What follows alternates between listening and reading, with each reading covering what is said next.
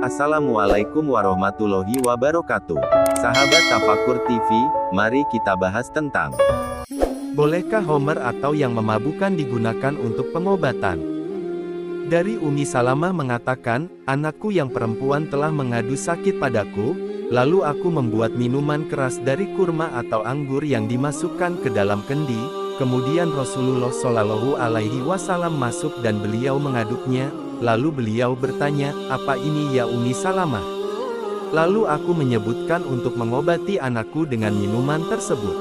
Kemudian Rasulullah bersabda, sesungguhnya Allah Subhanahu wa Ta'ala tidak akan menyembuhkan umatku dengan apa yang diharamkannya.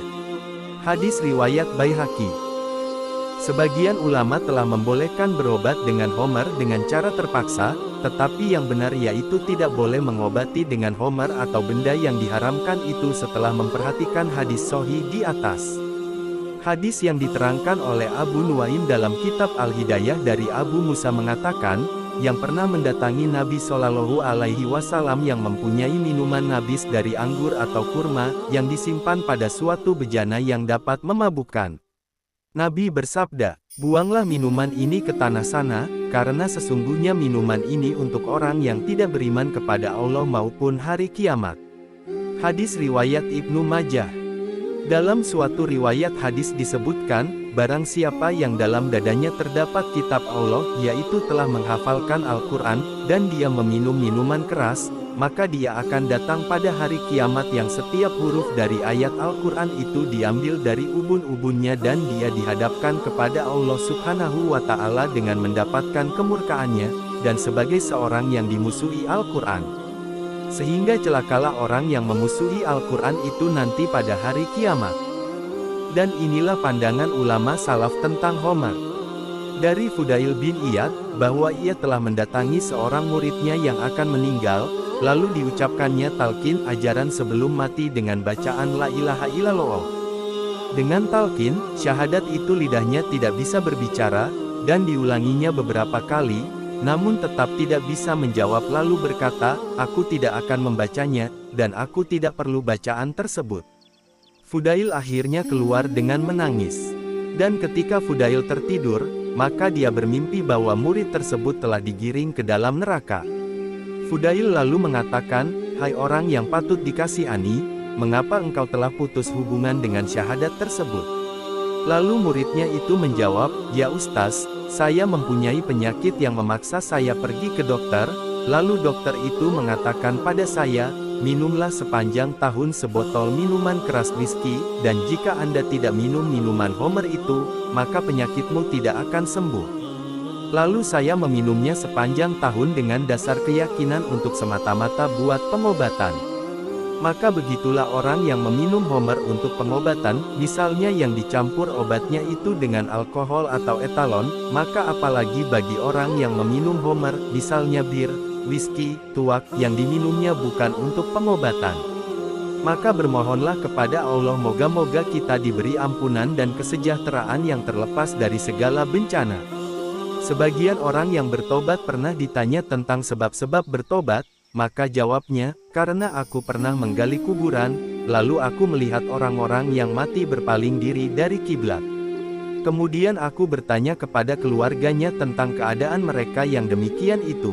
Lalu mereka menjawab, mereka itu dahulunya, ketika di dunia terbiasa meminum minuman keras dan mereka mati dalam keadaan tidak bertobat. Sebagian orang soleh mengatakan, saya mempunyai seorang anak yang mati masih kecil.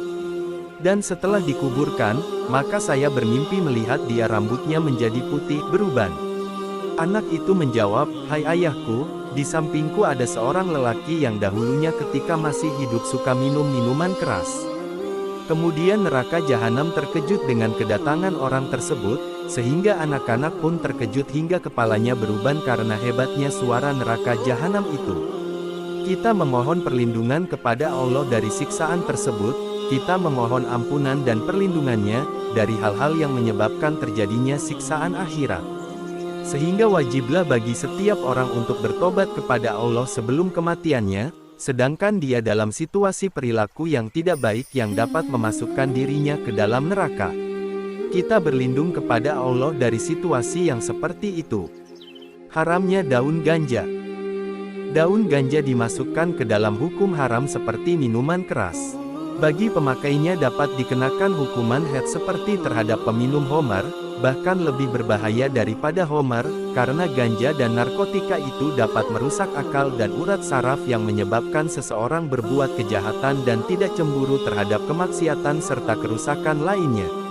Tetapi pada sisi lain arak lebih keji daripada ganja atau narkotika, yaitu dapat menimbulkan permusuhan dan perkelahian. Namun yang jelas, kedua-duanya dapat memalingkan seseorang dari ingat Allah dan sholat. Di samping itu ganja itu dapat menjadikan seseorang tidak cemburu terhadap kemaksiatan, suka berbuat kejahatan, pergaulan yang rusak, akalnya tidak sehat dan sebagainya.